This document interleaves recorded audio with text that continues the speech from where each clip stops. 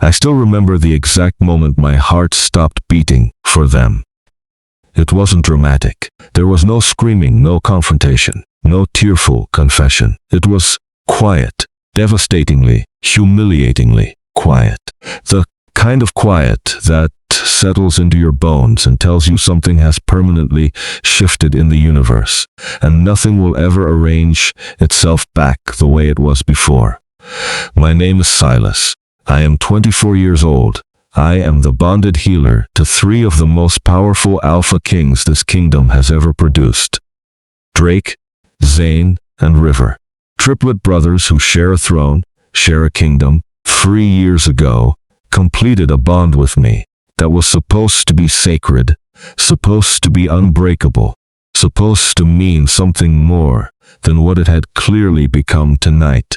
I was in the healing wing when I heard the music start. The victory celebration had been planned for weeks. 6 months of brutal warfare had finally ended, and the kingdom was breathing again, laughing again, filling crystal glasses with expensive champagne, and dancing in ways that people only dance when they have survived something terrible. I understood that. I genuinely understood the need for celebration. But I had 12 soldiers still recovering from critical injuries, 2 of them running dangerous fevers that could turn fatal before morning. And so I stayed in the healing wing because that was who I was. That was what I did. I stayed. I always stayed. It was around the 3rd hour of the celebration when I heard his name for the first time.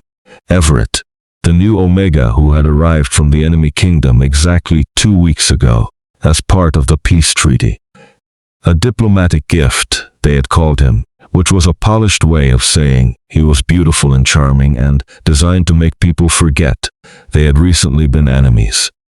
He was a dancer, talented, fearless, magnetic, everything I had never been and had never tried to be, because I was too busy learning the names of every herb that could stop internal bleeding. Something in my chest pulled tight when I heard the laughter coming from the grand hall. A strange, instinctive warning that my body understood before my mind was willing to. I set down the half-finished bandage I was wrapping around a soldier's forearm, told him quietly that I would return in a moment, and walked toward the grand hall with my heart already knowing what my eyes were about to confirm. I stood behind a marble pillar at the edge of the doorway and watched. Drake, who had not smiled properly in 4 months, was dancing in the center of the ballroom with his hand intertwined with Everett's, and the smile on his face was wide and unguarded and real.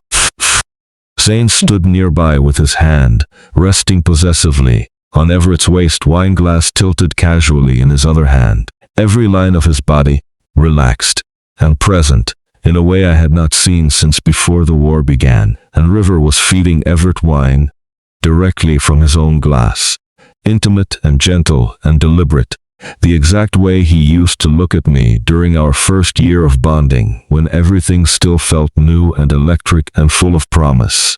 The entire court was watching them, smiling, nodding, approving. Nobody looked for me. Nobody noticed the gap where I should have been standing. Nobody glanced toward the healing wing and thought, "Where is Silas, our bonded mate? Why is he not here with us tonight?" I looked down at my hands, white healer robes, stained with blood, at the sleeves, herb residue under my fingernails, the faint smell of antiseptic clinging to my skin. I had spent the last 6 months healing their soldiers, closing wounds that should have killed men twice my size, sitting with dying boys who whispered for their mothers in the dark, holding hands that went still before morning came. And while I did all of that, while I gave every piece of myself to keeping their army alive, Fetid Everett had arrived and taken up space in their lives that I had apparently vacated without realizing it. A young guard noticed me standing in the doorway. "Is something needed? Emergency in the healing wing?" "No," I said. My voice came out steady, which surprised me. Nothing. I'm going back. I turned around and walked away from the music. That night, sitting alone in my small quarters located in the farthest corner of the palace. Because healers were not permitted to live in the royal wing. I opened the drawer beside my bed and looked at the emergency travel bag I always kept packed according to healer protocol. Medicines, rare herbs, surgical supplies. And beneath everything, a sealed letter I had written the day our bond completed 3 years ago. I had been young and terrified and deeply in love, and I had written, if I ever become a burden, if I am ever no longer needed, I will leave without causing trouble. I had folded it and sealed it and told myself it would never be necessary. I held the letter in my hands for a long time. Then I placed it on the table, picked up my bag, and began walking toward the palace's back gate, before the sun even considered rising. The bond burned in my chest with every step, sharp and acidic. Something important was tearing slowly. But I kept walking. One step, then another, then another, then another, because I had finally understood something I should have understood a long time ago. I was not invisible because I lacked value. I was invisible because I had never once demanded to be seen. And if I could be forgotten while standing in front of them, covered in the blood of soldiers I had saved for their war, then I could leave. I could choose myself. I could find somewhere in this world where someone would look up when I walked into a room and actually see me standing there. The northern gate guards waved me through without question. Why would they stop me? I was just another traveler. I had always been just another traveler in my own home. 20 miles from the palace, my legs finally gave out.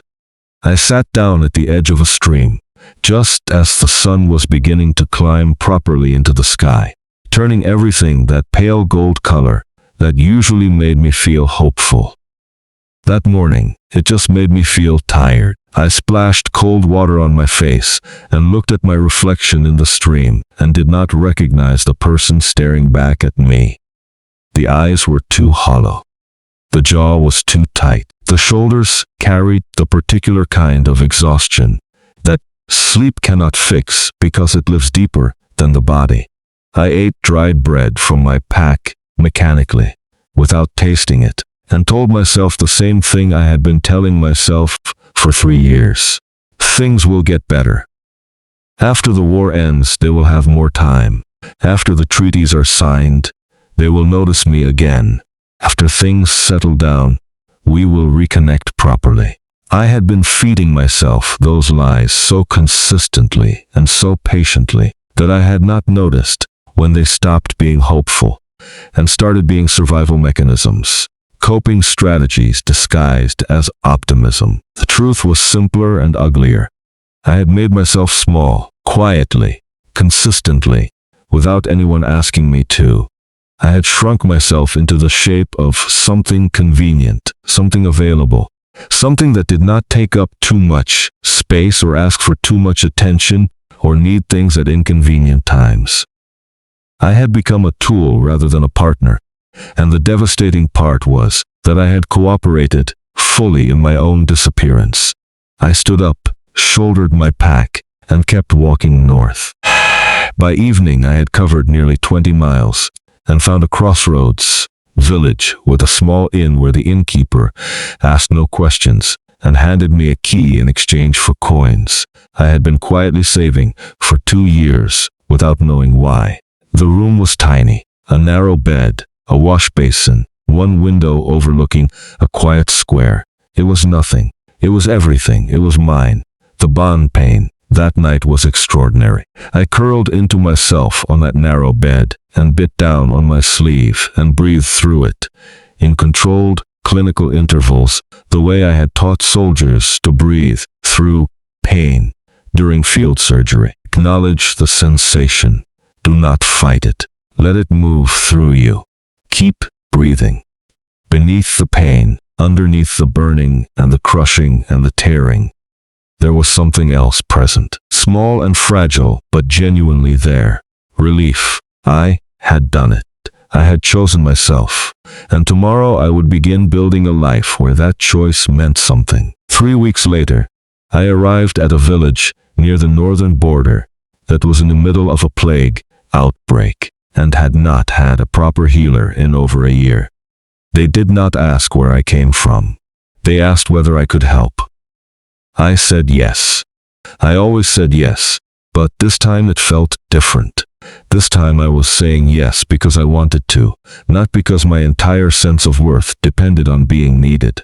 The first month was survival, pure, grinding, exhausting survival.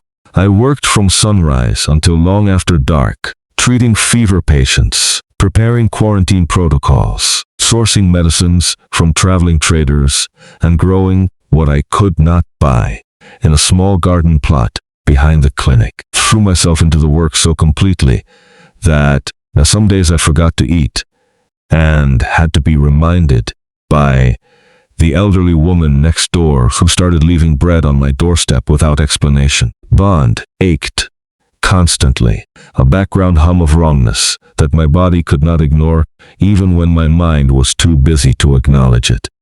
But the human body adapts. The heart learns new rhythms. Pain that feels unsurvivable in the first week becomes manageable in the second, familiar in the third, and eventually just another sensation among many in the fourth. By the second month, I knew every family in the village by name. By the third month, they were bringing me vegetables from their gardens and as payment. By the fifth month, the elderly woman next door had named her new cat Silas, which I chose to interpret as a compliment. I was in the clinic one afternoon, grinding bitter herbs with focused concentration, when the door opened and I felt the bond flare before I even looked up. Zane stood in the doorway wearing plain brown traveling clothes. It's in the specific expression of someone who has not slept properly in weeks. His hair was unwashed. There were shadows beneath his eyes deep enough to suggest genuine suffering, not performance. Silas, he said, and the way he said my name sounded like a prayer someone had been holding in their chest, so long it had started to bruise. I looked at him for exactly 3 seconds. Then I returned to my herbs. We have been searching for 5 months, he said, stepping inside. The bond is destroying all of us. Drake cannot sleep. River has stopped eating properly, and I cannot function. Please come home. Someone injured at the palace? I asked. My voice was flat and professional and entirely under my control. Some medical emergency? He stopped. What? No. We need you. Our mate. I set down the mortar and turned to face him fully for the first time. Your mate, I said carefully. The mate you replaced with Everett. The mate whose existence you forgot while he was saving the lives of your soldiers 30 feet away from your celebration. That mate? Zane went pale in a way that had nothing to do with his health and everything to do with recognition. It wasn't like that, he said. Everett was just an entertainer, a performer. You were busy with patients we didn't think. Exactly, I said. You didn't think, because I am always busy. Because I am always available when someone is bleeding and invisible when someone is celebrating. Because my presence is only noticed in its functional form. I transferred the herbs into a jar with steady hands. Please leave, Zane. He flinched. He left, but the look on his face as he walked out stayed with me longer than I wanted to admit. Drake came the next morning. He stood at the clinic gate at dawn, wearing the same plain traveling clothes Zane had worn, carrying the same exhausted expression, the same shadows under his eyes. He did not make excuses immediately, which was different. Drake had always been the one most likely to lead with justification, to construct careful arguments, to present his position with the precision of someone who had been trained from birth to win every disagreement through sheer logical force. But he stood at the gate and said nothing for almost a full minute, just watched me work through the window. And then he said, I know I don't deserve 5 minutes of your time, but I am asking anyway. I did not give him 5 minutes. I gave him 30 seconds and told him that I had patients waiting, that if there was no medical emergency at the palace, he should find somewhere else to stand. He nodded. He did not leave the village. He set up a tent at the northern edge of the settlement, and by afternoon, he was working alongside local carpenters who were building an expansion to the community storage house, carrying heavy wooden beams with his own hands, hammering nails, doing the kind of physical labor that no one had ever required of an alpha king. In the history of this kingdom, River came 2 days after Drake. River's approach was different from both his brothers. He did not stand at gates looking wounded. He walked directly to the village elder, introduced himself without using his royal title, and formally requested permission to volunteer as an assistant in the healing clinic. The elder, who did not recognize him, said yes because the clinic was understaffed and any help was welcome. River showed up the following morning before I arrived, had already swept the floors and organized the supply shelves according to the labeling system I had established, and was waiting by the door with an expression of determined, careful humility. I didn't ask for this, I told him. I know, he said. I'm asking for it myself. I gave him the worst jobs first, washing blood-stained bandages by hand, scrubbing the floors of the treatment room after difficult procedures, emptying chamber pots, fetching water from the well before dawn, so it would be ready when patients began arriving. He did all of it, without complaint, and without the particular martyred expression that would have told me he was performing sacrifice, rather than offering genuine service. He just worked, quietly and competently, and with a focus that surprised me, because River had always been the most emotionally expressive of the three, the one most likely to fill silences with words. And this silence he maintained, with visible effort and genuine discipline. I watched them the way I watched patients, clinically, looking for the signs that would tell me whether what I was seeing was real or strategic. Drake got injured on the 4th day. A heavy beam slipped and opened a deep gash on his shoulder, the kind of wound that needed proper cleaning and several stitches. One of the local carpenters came to the clinic to report it, and said that Drake had told them not to bother me, that he would manage with the basic first aid supplies in the construction kit. I went, anyway.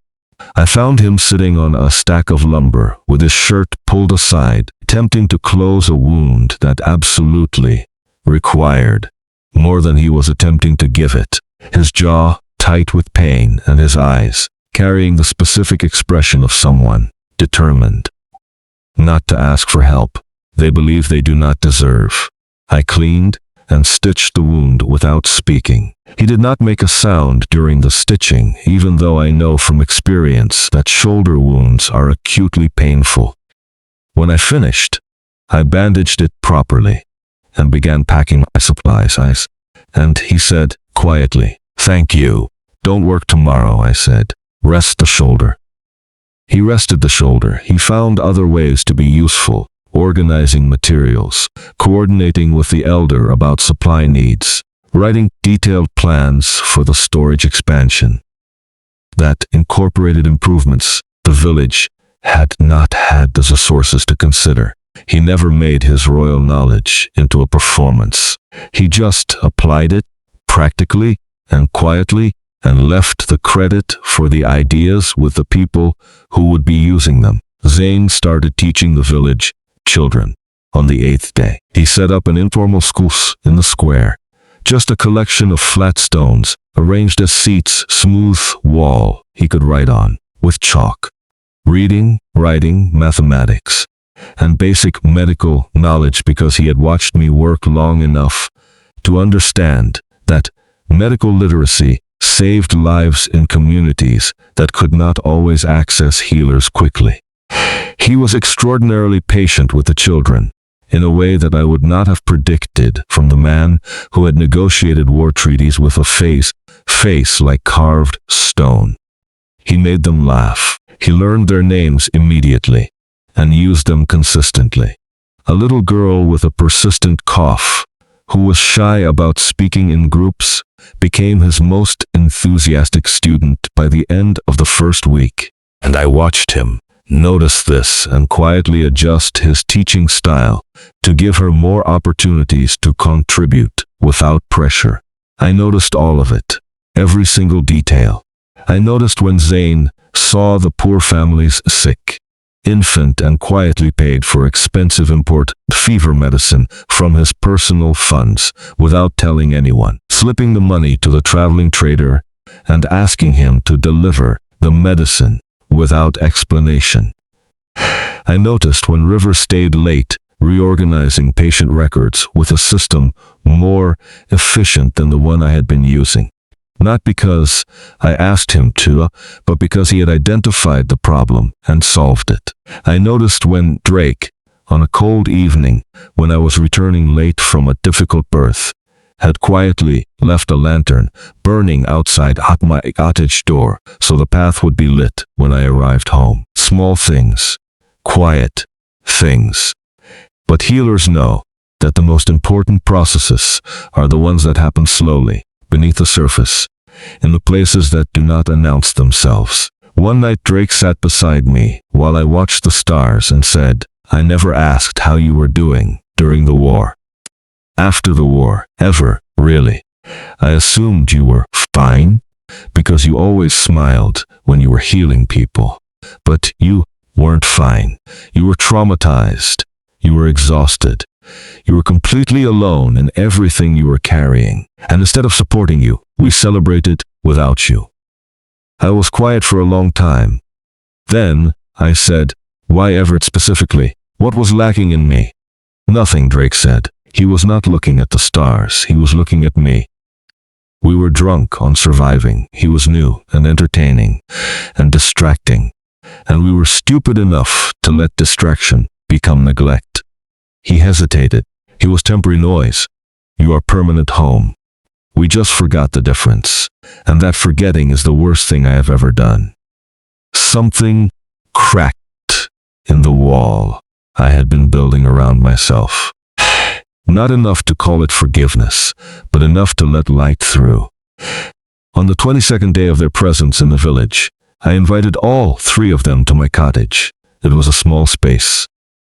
4 people in it made it feel crowded, and I noticed how they arranged themselves carefully to avoid taking up more room than I gave them, standing close to the walls, not crowding the center where I stood. 3 of the most powerful men in the kingdom, standing politely in a tiny northern border cottage, because common-born healer had finally agreed to be in the same room with them, and not one of them was anything less than fully genuinely grateful for the accommodation. "I have conditions," I said without preamble. "Tell us," Drake said immediately. "Complete transparency going forward. If there is a problem between us, it is spoken immediately, not managed or contained or delayed until it becomes irreparable. If another person enters your lives for any reason, I am introduced properly from the beginning, not discovered after the damage is done. If I am one of you is feeling disconnected, you say so directly, rather than finding the feeling somewhere else." I looked at all 3 of them. I will not be invisible again. I will not make myself small again. And I will not forgive a repetition of what happened. "Agreed," said all 3, and the word was not performative. It landed with weight. "I am also not returning as your healer," I continued. "I am returning as an equal partner. I want a real position with real authority. Not a ceremonial title that makes the court feel progressive, while I remain functionally powerless. Real decision-making power. Real voice in governance. Real representation in every space where decisions are made that affect this kingdom. We anticipated this," Zane said. We want to formally establish you as our fourth king, with specific authority over a royal medical council that you will design and lead. The scope will be whatever you determine it needs to be. We will not limit it. And I want to build something that will last beyond us, I said. A healing system that reaches every corner of this kingdom. Mobile units for remote villages. Standardized training programs for healers. Medicinal gardens in every major region. Emergency response protocols for plagues and disasters. I have been designing it in my head for 5 months. I want the resources to build it in reality. River was already nodding before I finished speaking. You will have everything you need, every resource, every support. We will clear whatever obstacles exist. I studied their faces for a long time. The bond hummed between us, still cautious, still tender in the places where it had been strained, but present, alive, choosing to remain. Prove it, I said finally, not with words, with the next 30 days. You have already started proving it here. Continue. Over those 30 days, I watched them build trust the only way trust can actually be built, through consistent small actions accumulated over time, until they form something solid enough to stand on. Drake completed the clinic expansion, and then turned his attention to designing a proper road connection between the village and the nearest trade city, improving supply access in ways that would benefit the community for generations. He approached the project the same way he had approached the construction, practically, without ego, genuinely interested in the problem, rather than the credit for solving it. Zane's school grew. Parents started attending in the evenings, after their children raved about what they were learning. He developed a curriculum for basic medical knowledge that I eventually adopted as a foundational module for the training program I was building. And the conversation where I told him I wanted to use his work in my program produced the only moment I saw him come close to losing his composure. River learned to be a genuinely skilled healer's assistant. Not a royal performing humility, but a person who had found something he was interested in and pursued it with real discipline. He began reading the medical texts I had accumulated over 5 months, asking questions that demonstrated actual comprehension, developing a genuine understanding of the philosophy behind healing rather than just the mechanics. One night, I found him asleep on the floor of my cottage among a pile of books, and I covered him with a blanket and did not wake him, and stood for a moment in the doorway of my own small space and felt something I had not felt in the palace in longer than I could clearly remember. Safe. Genuinely. Quietly safe. I want to go home, I said one morning, and all 3 of them looked up from their respective tasks across the village. Drake from the plans he was reviewing. Zane from the lesson he was preparing. River from the supply inventory he was completing. Not because everything was repaired. Healing is not a single moment. It is a process, sustained and patient, and sometimes uncomfortable. But because I was ready to take the process somewhere that could hold larger possibilities. Then let's go home, Drake said. Together, River said. As equals, Zane said. I smiled, really smiled, the way I had not smiled in 5 months. The kind that starts somewhere deep and moves upward without permission. We packed that night. The palace had not changed.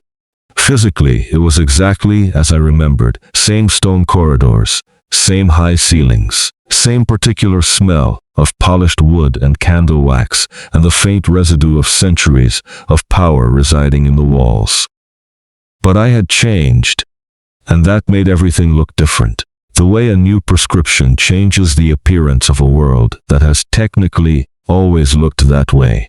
Drake had commissioned new robes for me. Traditional healer green and royal gold, crafted from the finest fabric the kingdom could produce, cut in a style that was unmistakably royal, without abandoning the healer's identity that was fundamentally mine.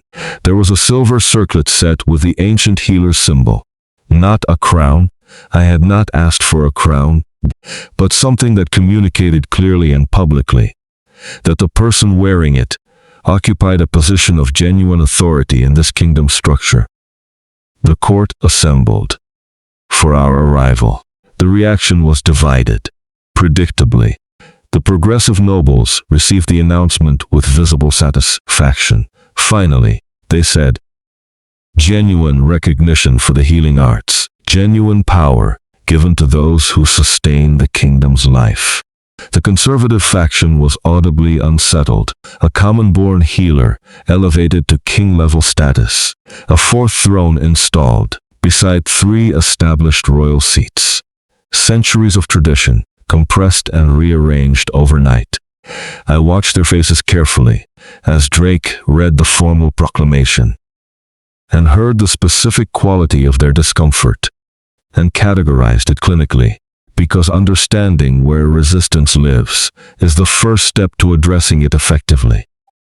Anyone who disrespects our 4th king disrespects us, Drake said to the assembled court, his voice carrying the particular frequency that had ended wars and begun treaties.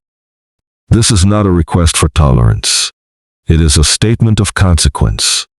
My new quarters were adjacent to the healing wing, completely renovated, larger than anything I had occupied in my previous years at the palace. Personal chambers, a library for medical research, training rooms for the healer program I was already designing, in detailed notebooks. It was functional and beautiful, and arranged with knowledge of how I actually worked, rather than how someone imagined I might.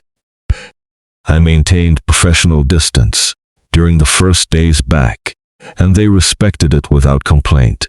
Days were structured and purposeful.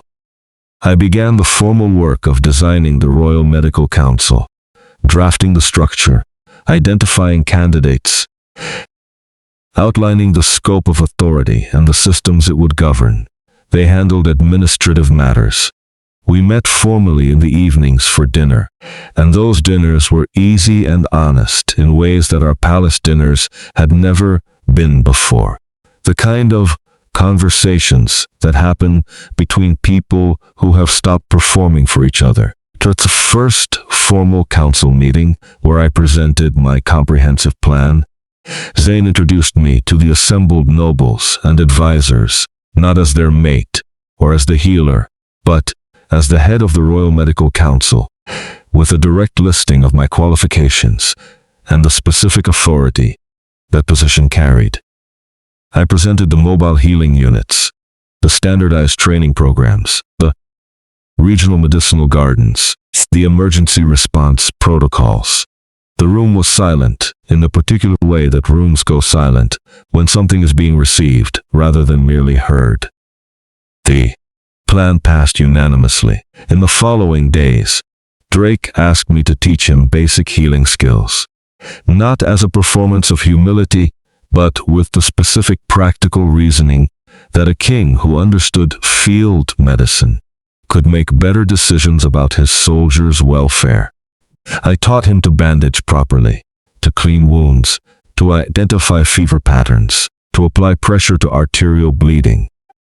He was a focused and attentive student, entirely without ego in the learning space, asking questions without self-consciousness about revealing gaps in his knowledge. One evening when I was working late in the medical library, came in quietly and helped me arrange shelves without being asked. We worked in comfortable silence for an hour before he said, "I missed this, just being near you without any of it being complicated. Was it uncomplicated before?" I asked honestly. "Not the way it should have been," he said. "But it can be now, I think, if we keep doing this." "Doing what?" "Showing up," he said simply. "Consistently, even when it would be easier not to." I thought about that for a long time after he said it, about what it means to show up. about how I had showed up consistently for years in a way that was so constant and quiet that it had become invisible even to the people I was showing up for, and how they were now learning to show up in ways that I could actually receive, visible and intentional and sustained over time. Zane gave me a handwritten journal on the 9th day. Inside he had recorded, in careful and painful detail, every moment he could identify where he had failed me, missed me, chose distraction over presence. Not as self-punishment, he explained, but as record. So that the specific texture of what carelessness costs would remain legible and accessible as a reference point for every future decision. I did not cry when he gave it to me, but I held it for a very long time. On the 15th night, I formally invited all 3 of them to my quarters, and I said, "I forgive you." Not because the wounds were gone, not because the past had been revised, but because I had watched them become people who deserved a second chance and had done the work to understand what that chance required of them. "I forgive you," I said, "and I want to build what we should have built from the beginning." The way they held me was different from anything that had come before, careful and present and entirely without the distracted quality that had characterized so much of what had existed between us in the previous years. Drake's arms were steadiest, River's were warmest, Zane's tightened last and held longest, as if he was afraid of something slipping through. And then the emergency seal arrived. Everett was returning. Not alone. He was bringing his kingdom's military force, 300 soldiers, formally dressed for war, accompanied by a declaration claiming his diplomatic dismissal had been unjust and demanding compensation. Specifically, he was demanding me, the legendary healer capable of keeping armies alive, a war prize, a tool with a famous name attached to it. The message arrived late evening, and within an hour the palace was reorganized around the threat. War councils assembled. Military commanders reviewed positioning. Drake, Zane, and River moved through the crisis with the efficient precision of people who had been trained for exactly this: coordinating, planning, directing. And I moved with them, not behind them, not in a separate room treating casualties while they made decisions, but at the same table, contributing the healer's perspective to every strategic calculation, because medicine and warfare are inseparable and always have been. I spent the night preparing the medical corps, not just supplies but people. The healers I had trained in the northern village had come with me and were now being integrated into a proper field medical system, organized into mobile units with clear protocols and communication structures. I briefed them on triage priorities, on how to function under stress, on what to do when the person in front of you cannot be saved and the person behind them still can be. They were ready. So was I. The morning Everett arrived, I was already seated on my throne when the palace gates opened. He entered confidently, the way beautiful people sometimes enter spaces, with the expectation that their presence will rearrange everything around them. 300 soldiers stood in formation behind him. The court was assembled in full, nobles in their finest, commanders in ceremonial armor, healers from across the kingdom, standing in a quiet line along the left wall. Because I had invited them, specifically, because I wanted them to see this, to understand what their presence in this space meant. "Well," Everett said, looking at me with a smile calibrated for maximum condescension, "the little healer received quite an upgrade. Cute crown. I would say it's pleasant to see you again," I said pleasantly. But I was trained in honest medicine, not diplomatic fiction.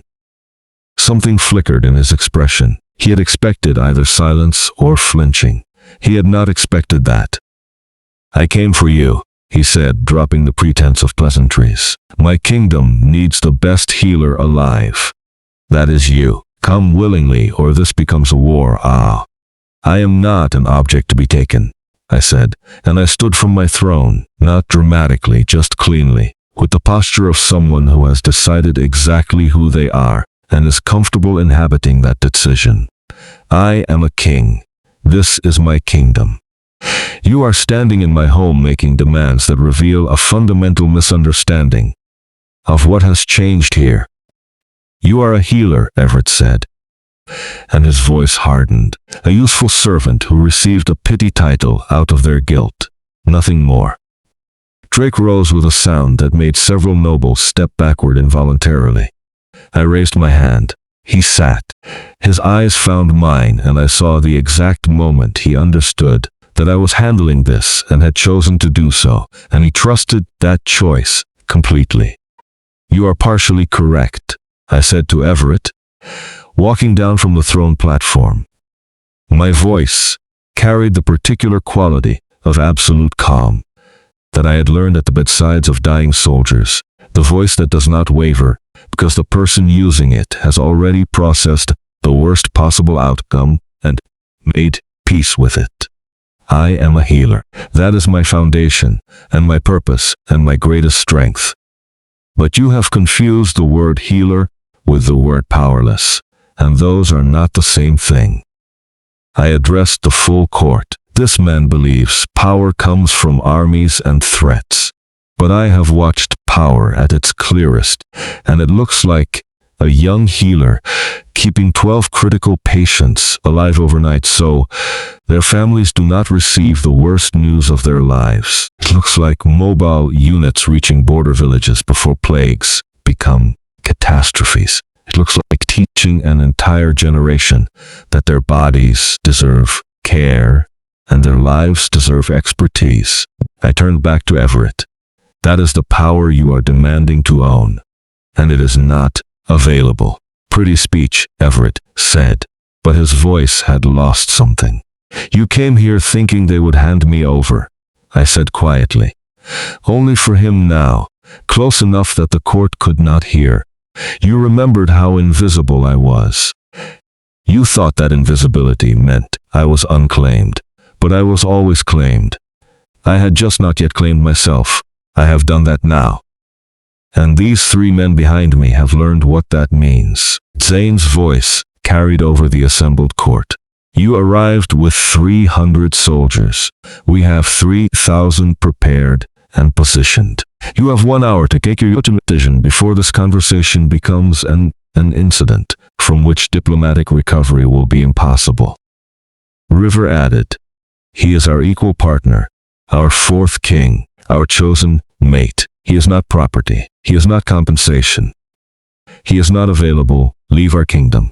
Everett stood very still for a moment, reading the room, reading the math, reading the faces of 3 alpha kings who had clearly decided exactly where they stood and had no uncertainty about it.